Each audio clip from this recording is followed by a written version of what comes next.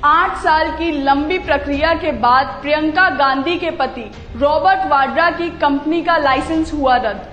कांग्रेस महासचिव प्रियंका गांधी के पति व कांग्रेस अध्यक्ष सोनिया गांधी के दामाद रॉबर्ट वाड्रा की एक कंपनी का लाइसेंस रद्द कर दिया गया है। कंपनी का लाइसेंस 8 साल चली लंबी प्रक्रिया के बाद रद्द किया गया है।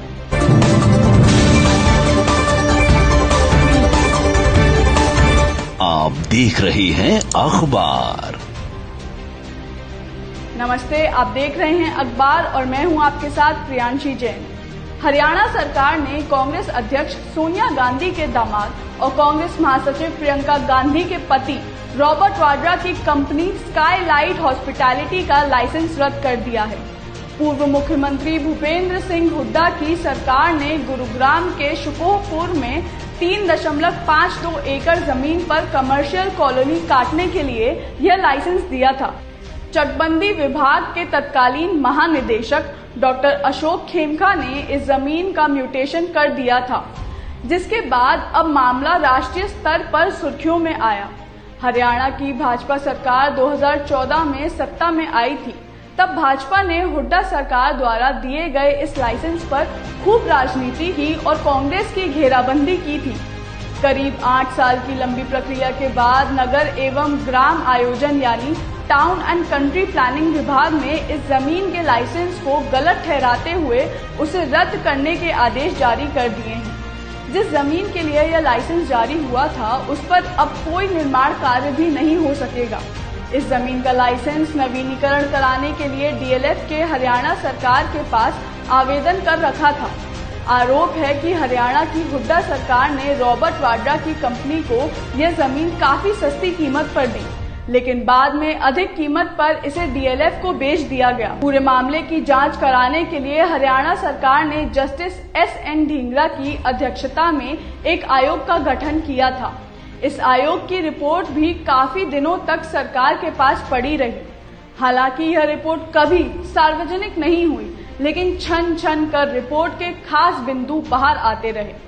पूर्व मुख्यमंत्री भूपेंद्र सिंह हुड्डा ने इस आयोग के गठन को नियमों के विपरीत बताया था। अदालत में चुनौती भी दे रखी है। हालांकि अदालत ने अभी आयोग की रिपोर्ट के सार्वजनिक होने पर अस्थायी रोक लगा रखी है, लेकिन आयोग का गठन सही हुआ या गलत, इस बारे में अभी अपनी कोई टिप्पणी नहीं दी है। रॉबर्ट वाड्रा की कंपनी स्काईलाइट के लिए इस जमीन की म्यूटेशन हो चुकी थी। 4 जनवरी 2008 में ओमकारेश्वर प्रॉपर्टी प्राइवेट लिमिटेड ने सबसे पहले गुरुग्राम के गांव शिकोहपुर में कमर्शियल कॉलोनी के लिए इस जमीन का लाइसेंस लिया था। बाद में यह जमीन वाड्रा की कंपनी स्काईलाइट को बेच दी गई। स्काईलाइट ने इस जमीन को डीएलएफ को बेच दिया था।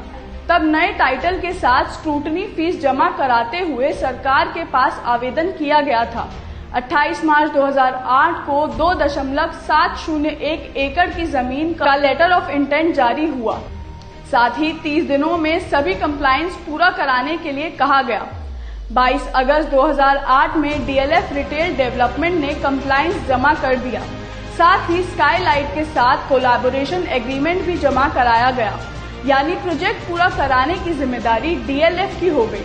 20 मई 2012 में इस कॉलोनी का बिल्डिंग प्लान अप्रूव हो गया, जिसकी समय अवधि मई 2017 तक रही, यानी इस अवधि तक कॉलोनी का निर्माण हो जाना चाहिए था। लेकिन डीएलएफ चाहता था कि उसका लाइसेंस रिन्यू हो जाए, लेकिन ऐसा नहीं हुआ। डीएलएफ ने 2011 में नए लाइसेंस के लिए आवेदन किया था, जो अप्रूव हो गया था।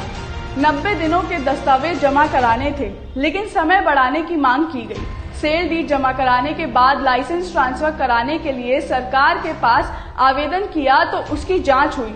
तब तत्कालीन डीजी अशोक खेमका ने इस पर आपत्ति की और गड़बड़ी बताते हुए म्यूटेशन रद्द कर दी। लाइसेंस जो रिन्यू हुआ, उस पर भी आपत्तियां लगा दी गईं। दलील दी गई कि वेंडर के फेवर में लाइसेंस रिन्यू किया गया है।